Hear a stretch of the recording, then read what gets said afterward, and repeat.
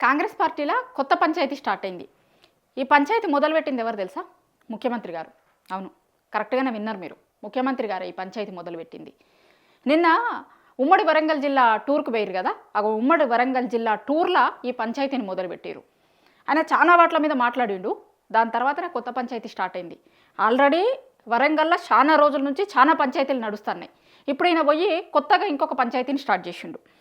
వరంగల్లో ఆయన మాట్లాడిన మాటలు, ఆయన చెప్పినటువంటి చేసినటువంటి కమెంట్స్ ఉన్నాయి కదా, అవి ఇప్పుడు కొత్త పంచాయతీని స్టార్ట్ చేస్తాయి.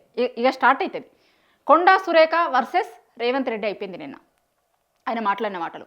కొండా సురేఖ వర్సెస్ రేవంత్ రెడ్డి ఎందుకైందంటే ఆయన పరకాలను ముట్టుకున్నాడు కాబట్టి. ఇప్పుడు పరకాల నియోజకవర్గం ఉంది కదా, అక్కడ రేవూరిని గెలిపియ్యిర్రి అని నెక్స్ట్ వచ్చే ఎన్నికలలో కూడా ఇప్పుడున్న మెజారిటీ కంటే ఎక్కువ మెజారిటీ ఇచ్చి ఆయనని గెలిపియ్యిర్రి అని చెప్పారు. అది చిచ్చుకి ఆద్యం పోసింది అంటారు చూసిరా, అట్లయింది. ఎందుకంటే పరకాల నుంచి కొండా సురేఖ బిడ్డ కొండా సుస్మిత పోటీ చేస్తుంది అని వాళ్ళు చాలా సందర్భాలలో బహిరంగంగా చెప్పారు. ఆమె చాలా సందర్భాలలో మాట్లాడింది. ఆమె సోషల్ మీడియా ప్లాట్ఫామ్స్ ఉంటాయి చూసిరా, వాటిలో నేను నెక్స్ట్ పరకాల నుంచి పోటీ చేస్తా, నాకు ఇంట్రెస్ట్ ఉంది అనేదాన్ని ఆమె సోషల్ మీడియా ప్లాట్ఫామ్లలో కూడా చాలా సందర్భాలలో పెట్టింది. వాళ్ళు చాలా ఓపెన్గానే మాట్లాడుతున్నారు. ఎక్కడ దాపరికం ఏం లేదు.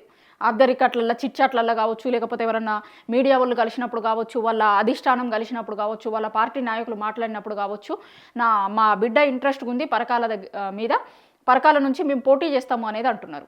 ఆల్రెడీ ఇప్పుడు కొండా సురేఖ ఎమ్మెల్యేగా ఉంది, ఆమె మంత్రిగా కూడా ఉంది, దేవాదాయ శాఖ మంత్రి. అయితే కొండా మురళి వాళ్ళ భర్తకి ఎమ్మెల్సీ ఇవ్వమని అడుగుతుంది ఈమె చాలా రోజుల నుంచి.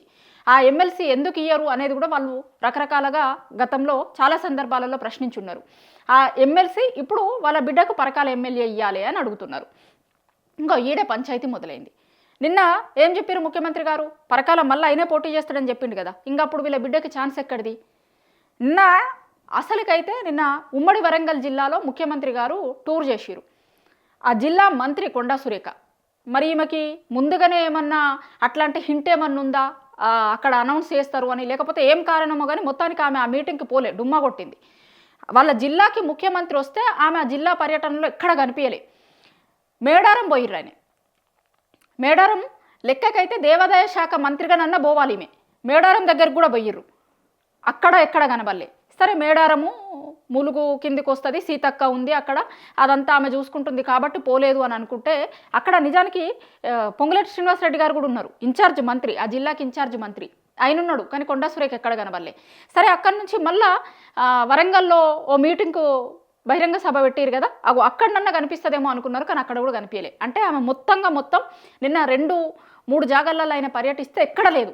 ఉమ్మడి వరంగల్ జిల్లాలో పర్యటనలో ఎక్కడ కూడా భూతద్దం వేసి చూసినా కూడా కొండా సురేఖ కనిపించదు. కొండా సురేఖ లేదు, కొండా మురళి లేరు, అలా మనుషులు లేరు, ఎవరు లేరు. మరి ఎందుకు పోలేదు? రకరకాల రీజన్లు చెప్తున్నారు. సరే కొండా మురళికి ఎమ్మెల్సీ అడిగిర్రు, ఎమ్మెల్సీ ఇస్తలేరు, అందుకోసమని ఆమె అటెండ్ కాలే అంటుర్రు. ఇంకొకటి ఏంటంటే ఆ పరకాల దాని గురించి కొంత హింట్ ఉంది ముందస్తుగానే ఈమెకి, కాబట్టి ఆమె దాన్ని వ్యతిరేకిస్తుంది, అందుకోసం పోలేదు అని ఒకటి నడుస్తుంది. ఇప్పటికే వరంగల్ జిల్లాలో మనం గతంలో చూసినాం, మేడారం జాతర ఇప్పుడు ఆయన పంచాయతీ చూసినాం, అంతకంటే ముందైన పంచాయతీ కూడా చూసినాం కదా మనం. ఇప్పుడు కొండా సురేఖ వర్సెస్ ఆల్ అన్న లెక్క అయిపోయింది అక్కడ. కొండా సురేఖ మీద ఆ జిల్లాలో ఉన్నటువంటి ఎమ్మెల్యేలు కావచ్చు, ఎంపీ కావచ్చు, లేకపోతే ఆ జిల్లాలో ఉన్నటువంటి మంత్రి కావచ్చు, ఎవ్వరు వాళ్ళందరూ ఒక సైడ్ అయిపోయారు, కొండా సురేఖ ఒకరు అయిపోయారు. ఇప్పుడు గతంలో వీళ్ళు కంప్లైంట్ చేసుకున్న సందర్భాలు కూడా ఉన్నాయి. దాని తర్వాత మొన్న మధ్యలోనే చూస్తాం కదా. సరే దాని తర్వాత మొత్తం పరిస్థితి అంతా చక్కగానే అయిపోయింది, మంచిగానే ఉన్నారు అనుకుంటున్న టైంలో కడియం శ్రీహరి ఇష్యూ మొన్న చూస్తాం కదా మనం. కడియం శ్రీహరి ఆ దేవాదాయ శాఖకి సంబంధించిన అధికారులను అందరినీ పిలిచి రివ్యూ చేసిరు. అసలు ఎట్లా చేస్తారు, నా శాఖలో నాకు తెలియకుండా అధికారులను పిలిచి రివ్యూ చేసే అదెక్కడిది, ఎట్లా చేస్తారు అని ఈమె చేసిన పంచాయతీ అంతా చూసినాం కదా మనం. రేవంత్ రెడ్డి గారికి లెటర్ రాసింది ఆమె, మహేష్ కుమార్ గౌడ్ని కలిసింది, వాళ్ళ ఇన్ఛార్జ్ మీనాక్షి నటరాజన్ని కలిసింది. ఏంది ఇది, ఎట్లా పద్ధతి అవుతుంది, ఇది ఎక్కడ పద్ధతి అవుతుంది, ఇన్నేళ్లల్లో ఎక్కడన్నా చూసినామో మనం? శాఖ మంత్రి లేకుండా శాఖకి సంబంధించిన వాళ్ళందరినీ పిలిచి ఎట్లా రివ్యూ చేస్తారు అని తెల్లారి కడియం శ్రీహరి గారు కూడా మాట్లాడినట్టున్నారు. ఇప్పుడు నేను ఆడికి పోయి చేస్తే దాన్ని రివ్యూ అంటారు, వాళ్ళు నా దగ్గరికి వచ్చిర్రు ఏదో అని చెప్పే ప్రయత్నం చేసిండు. కానీ దాంట్లో చూసిన వాళ్ళందరికీ కూడా అర్థమైంది. ఆమె దాంట్లో ఇచ్చిన కంప్లైంట్లు ఏం చెప్పింది, వీళ్ళు ఇచ్చిన ప్రెస్ నోటు, ఫోటోలు ఇవన్నీ కూడా ఇచ్చి వాళ్ళ హైకమాండ్ రాక కూడా పోయింది ఆ పంచాయతీ. వాళ్ళ హైకమాండ్కి కూడా లెటర్ రాసింది. ఆ ప్రెస్ నోటు, ఆ పేపర్లు, ఆ ఫోటోలు అవన్నీ కూడా చేసి ఆమె ఒక కంప్లైంట్ ఇచ్చింది వాళ్ళ హైకమాండ్కి కూడా. వరంగల్లో పంచాయతీలన్నీ సద్దుమణుగుతున్నాయి అనుకున్నప్పుడు మళ్ళా మేడారం పంచాయతీ ఒకటి నడిచింది, అది చూసినాం. దాని తర్వాత అది సరే సద్దుమణిగింది అనుకున్నప్పుడు కడియం శ్రీహరిది చూసినాం. సరే అది కూడా అయిపోయిందా అని అనుకుంటున్న టైంలో ఇప్పుడు కొత్త పంచాయతీకి రేవంత్ రెడ్డి గారే తెరలేపారు. కొత్త పంచాయతీ నిజానికి ఇప్పుడు పరకాలని వదులుకునేందుకు కొండా సురేఖ వాళ్ళు ఇష్టంగా లేరు. ఇప్పుడు గతంలో కూడా ఆమె మాట్లాడినప్పుడు మా బిడ్డ ఇంట్రెస్ట్గా ఉంది, పోటీ చేస్తా అంటుంది. ఇప్పుడు రాజకీయాలలోకి రావాలనుకోవడము ఖచ్చితంగా మమ్మల్ని చూసి పెరిగింది ఆ అమ్మాయి, రాజకీయాలలోకి రావాలనుకుంటుంది, అది ఆమె డెసిషన్ కదా, ఆమె పోటీ చేయాలనుకుంటుంది, మేమెట్లా కాదంటామని మాట్లాడారు గతంలో. ఆమె చాలా ఇంట్రెస్ట్గా ఉంది. ఇప్పుడు ఒక నెల 2 నెలల కిందట కూడా వాళ్ళు అనౌన్స్ చేసిరు పరకాలలో తిరగబోతుంది, ఇక నా బిడ్డ మొత్తం బోనాలు అప్పుడే అనుకుంటా 2 ఏళ్ళు మొత్తం దాని మీద కాన్సన్ట్రేట్ చేస్తుంది, నెక్స్ట్ ఆ నియోజకవర్గం మీద మేము ఖచ్చితంగా పనిచేస్తాము అనేది చెప్పారు. కొండా మురళి చెప్పారు, గతంలో సుస్మిత చెప్పింది ఆమె మనసులో ఉన్నటువంటి మాటని, నేను ఖచ్చితంగా పోటీ చేస్తా అక్కడ అనేటువంటిది వాళ్ళు అక్కడ ప్రోగ్రామ్స్ చేస్తుర్రు, అన్నీ చేస్తుర్రు, దాని మీద మేము పోటీ చేస్తాము, ఇవ్వాల్సిందే ఎందుకు ఇయ్యరు అనే రీతిలో మాట్లాడుతున్నారు. ఆల్రెడీ ఎమ్మెల్సీ పంచాయతీ ఒక దిక్కు నడుస్తూనే ఉంది. కొండా మురళికి ఎమ్మెల్సీ ఎందుకు ఇయ్యరు, ఇవ్వాలే కదా అనేది కొండా సురేఖ చాలా సందర్భాలలో అడుక్కుంటూ వస్తుంది. సో ఈ ఇష్యూస్ అన్నీ కూడా కొండా దంపతులకి కొంత షాకే.